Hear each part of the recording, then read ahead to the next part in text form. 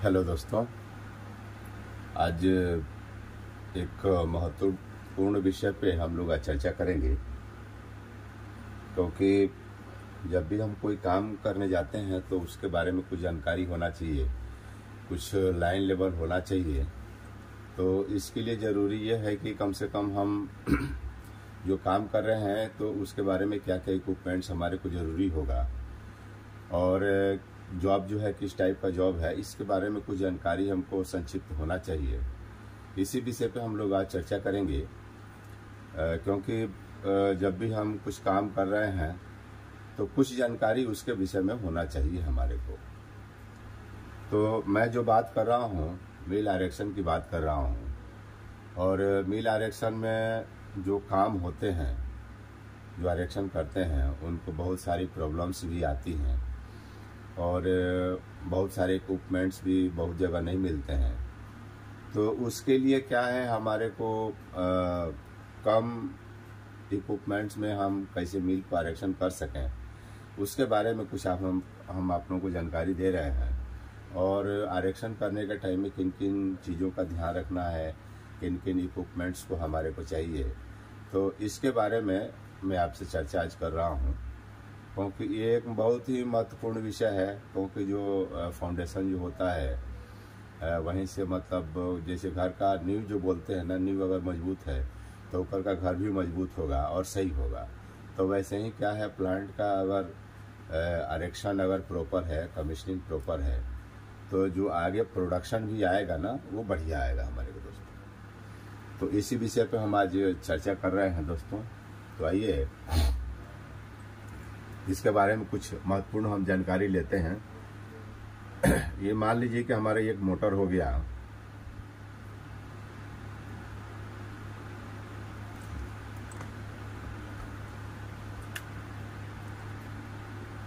ये हमारा मोटर हो गया।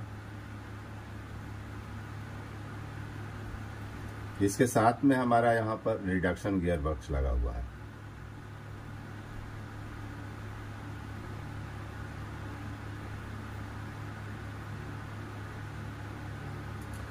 और इसके साथ में हमारा स्टैंड यहाँ पर बना हुआ है।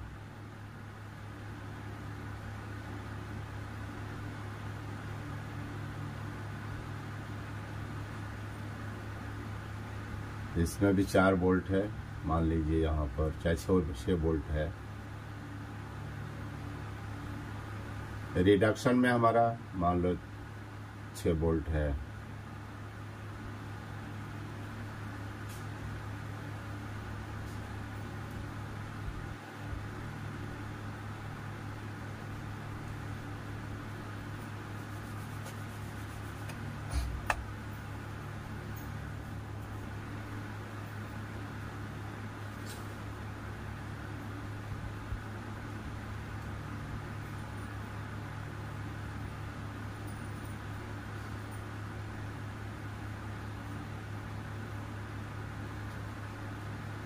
ये हमारा मोटर हो गया।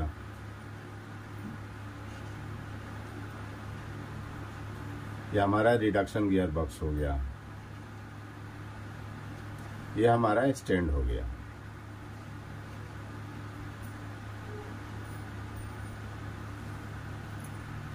अब इसको हमको आरक्षण अगर कहीं करना है तो हम कैसे करेंगे। ये हमारा पास लाइन है, हम इसको एक पास लाइन यहाँ से यहाँ तक मान लेते हैं। ये हमारा पास लाइन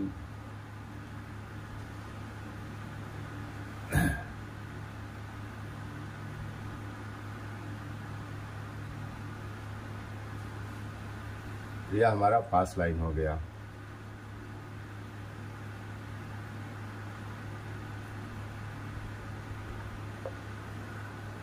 अब इसको हमको आरक्षण करना है तो पहले तो हमको ये चाहिए कि ये जो क्रॉस है ये हम इसको राइट एंगल में करें। इसको राइट एंगल में हम करें, वैसे राइट एंगल में कर दें इसको। उसके बाद आगे की हम जो भी काम है उसको करेंगे।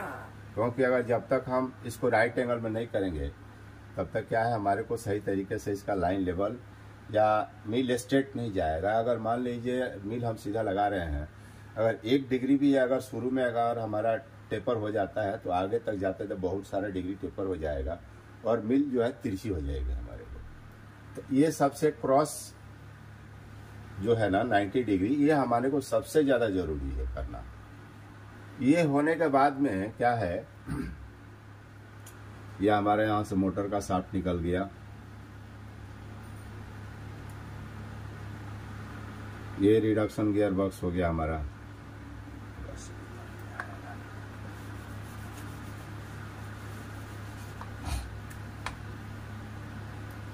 ये हमारा रिडक्शन गियर बॉक्स का मोटर, रिडक्शन गियर बॉक्स एक शाफ्ट हो गया।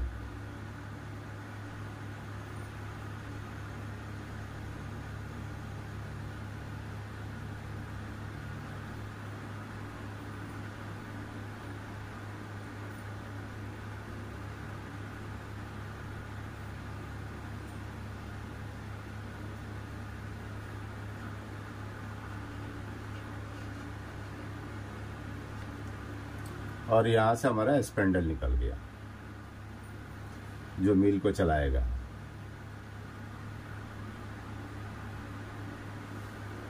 ये हो गया जो हमारा मिल को चलाएगा। तो पहली चीज तो ये हमारे क्रॉस लाइन हो गया जो 90 डिग्री का होगा। ये इसको हम खींच के ना यहाँ तक लेके आ जाएं, इसको जो है खींच के हम यहाँ तक लेके आ जाएं। और ये पास लाइन होगा, ये 90 डिग्री हो गया। इसको जो हम करेंगे इसके स्टैंड के बराबर सेंटर का जो फाउंडेशन है उसके बीच में बराबर करेंगे हम। उसके बाद से क्या है, ये हमारा जब सेंटर लाइन हो जाएगा तो यहाँ से हम इस बोल्ट की डिस्टेंस चेक करेंगे कितना है, इस बोल्ट का डिस्टेंस कितना है। ऐसे ही क्योंकि ये जो लाइन है हमारी सीधी लाइन आ जाएगी, ये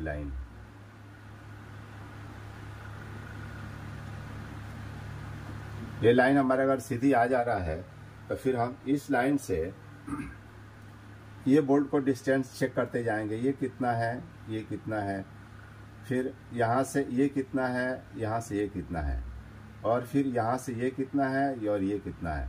तो ये आपस में क्या है, सीधा हो गया। दूसरी एक लाइन और हम खींचेंगे, वो रहेगा हमारा ये मोटर का जो सेंटर है, ये मोटर का और गियर बॉक्स का जो सेंटर है, ये सेंटर।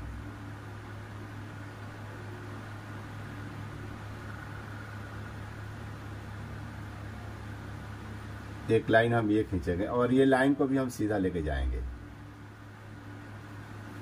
ये लाइन को भी हम सीधा लेके जाएंगे।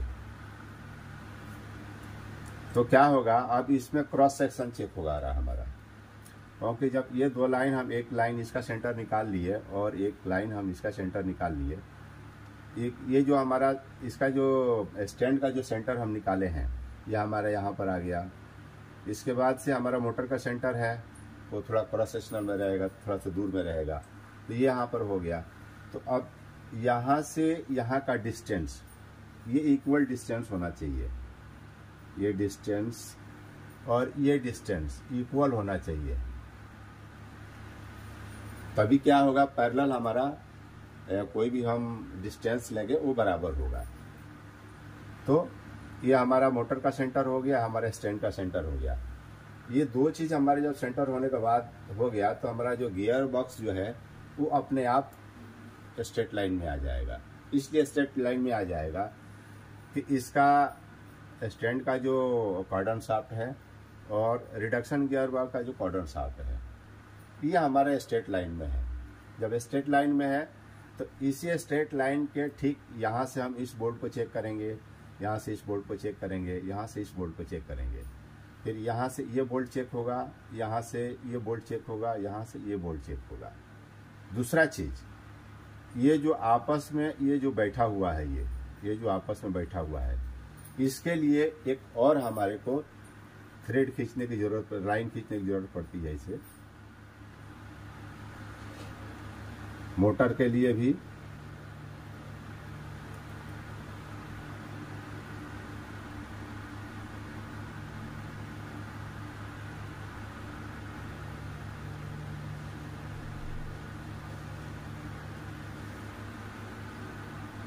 एक लाइन ये हो गया, एक लाइन ये हो गया। उसके बाद ये भी हमारे को ऐसे धागा खींचने की जरूरत पड़ती है, जो पियानो वायर हम लोग जो लगाते हैं इसको हम कहीं यहाँ पर टाई अप कर दें, पीछे साइड में यहाँ पर कहीं भी टाई अप कर दें हम इसको। इधर साइड में कम से कम 2 स्टैंड 3 स्टैंड, अगर कंटिन्यूस अगर 6 स्टैंड है तो 6 स्टैंड को एक साथ हम इसको फिक्स करेंगे। तब जाके क्या होगा, हमारा 6 स्टैंड, क्योंकि कोई भी चीज़ अगर छोटी जगह में है तो उसको एंगल मूव होने के चांस ज़्यादा रहता है। अगर डिस्टेंस में हम ज़्यादा ले रहे हैं तो उसमें मूविंग होने का चांस कम रहता है। तो कम से कम 5 स्टैंड 5 स्टैंड टू 6 स्टैंड या 4 स्टैंड या 2 स्टैंड, मिनिमम 2 स्टैंड का कम से कम होना चाहिए एक साथ में। तो ये हो गया। इसके बाद में क्या है, अब ये जो हमारा क्रॉस सेक्शन हो गया, तो ये क्या करेगा, मोटर का और गियर बॉक्स का जो सेंटर है ये हमारा इसे आएगा। जब मोटर और गियर बॉक्स बराबर सेंटर में हो गया, एक लाइन ये से हो गया, एक लाइन ये हो गया, और ये हो गया हमारा मोटर और गियर बॉक्स का डिस्टेंस के लिए हो गया, इसे डिस्टेंस के लिए।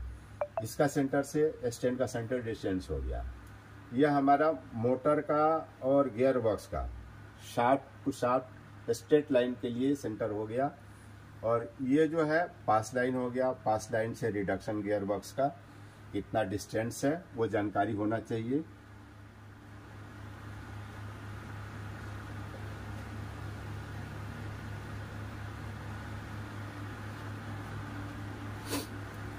इसका जो भी एक्स वाई जेड जो भी दिया हो, एक्स वाई जो भी डिस्टेंस दिया हो, तो ये मोटर से गियर बॉक्स का डिस्टेंस हो गया, गियर बॉक्स से स्टैंड का डिस्टेंस हो गया। क्योंकि ऐसा जब तक हम क्रॉस सेक्शन में अगर किसी चीज़ को नहीं चेक करेंगे तो क्या है, हमारा जो भी मिल हम लगा रहे हैं, मिल लगा रहे हैं, चाहे जो भी हम इक्विपमेंट्स लगा रहे हैं फ्यूचर में या लगा रहे हैं, लगाने वाले हैं, तो उसके लिए क्या है, हमारे को ये सब जानकारी बहुत ही ज़्यादा ज़रूरी है। क्योंकि ये अगर जानकारी हमारे को अगर नहीं रहेगा तो क्या होगा, मिल हमारी तिरछी हो जाएगी। और जब एक मिल जब तिरछा हो जाएगा तो क्या है, इसका अलाइनमेंट मिलाने के लिए बार बार हमारे को प्रॉब्लम आएगा। तो ये हमारे को बहुत ही महत्वपूर्ण जानकारी रखने की ज़रूरत है कि हम जो पियानो वायर जो बांध रहे हैं वो कहाँ कहाँ बांध रहे हैं और उसका डिस्टेंस कितना है, इसके बारे में बहुत ही बढ़िया जानकारी होना चाहिए। और जो ड्राइंग जो भी ड्राइंग के जो जानकार हैं या जो ड्राइंग बनाते हैं या जो ड्राइंग से मिल बैठाते हैं, तो उनको ड्राइंग के बारे में भी पूर्ण जानकारी रहना चाहिए। सबसे नीचे में ड्राइंग के नीचे में एक स्केल दिया हुआ रहता है, 1:4 रहता है, या 1 mm इज इक्वल टू 200 रहता है, या 1 mm इज इक्वल टू 300 रहता है, या 400 रहता है।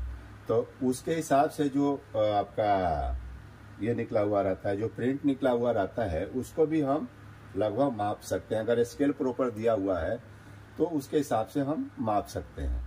अदरवाइज क्या है, हर ड्राइंग में मतलब हर डिस्टेंस दिया हुआ रहता है, क्रॉस सेक्शन कितना रहेगा, मोटर से गियर बॉक्स कितनी आउट रहेगी, और ये शाफ्ट से जो गियर बॉक्स का जो शाफ्ट है और स्टैंड का जो कॉर्डन शाफ्ट है ये अपना स्ट्रेट में रहेगा। तो ये सबका डिस्टेंस एक यहाँ पर दिया हुआ रहता है कि यहाँ से इसका सेंटर कितना रहेगा, मोटर से इसका सेंटर कितना रहेगा, और गियर बॉक्स से स्ट्रेट लाइन अपना स्टैंड रहेगा। और फिर यहाँ से यहाँ का तक का डिस्टेंस दिया हुआ रहता है कि मोटर का सेंटर से गियर बॉक्स का सेंटर कितना डिस्टेंस रहेगा, और फिर गियर बॉक्स से पास लाइन कितना डिस्टेंस पर रहेगा दोस्तों। तो ये एक छोटी सी जानकारी मैं आप लोगों को दिया हूँ। और ये ज़्यादातर मिल इरेक्शन हो गया या ये कोई भी इक्विपमेंट जो इरेक्शन कर रहे हैं तो उसका डिस्टेंस ही सबसे महत्वपूर्ण होता है। और दूसरा क्या है, जो हम नापते हैं, मतलब 90 डिग्री में जो नापते हैं वो हमको सबसे महत्वपूर्ण होना चाहिए। और रहेगी पास लाइन की हाइट, पास लाइन की कहीं भी हाइट कभी दे देते हैं कि स्टैंड से इतनी हाइट होनी चाहिए, फ्लोर लेवल से इतनी हाइट होना चाहिए। जैसे बोल देते हैं कि 0 + 800 mm, 0 + 800 mm। तो 0 प्लस मतलब क्या है, हमारा फ्लोर लेवल हो गया। फ्लोर लेवल से 800 mm हाइट पे हमारा पास लाइन हो गया। अगर इसको यहाँ पास लाइन भी लिख देते हैं,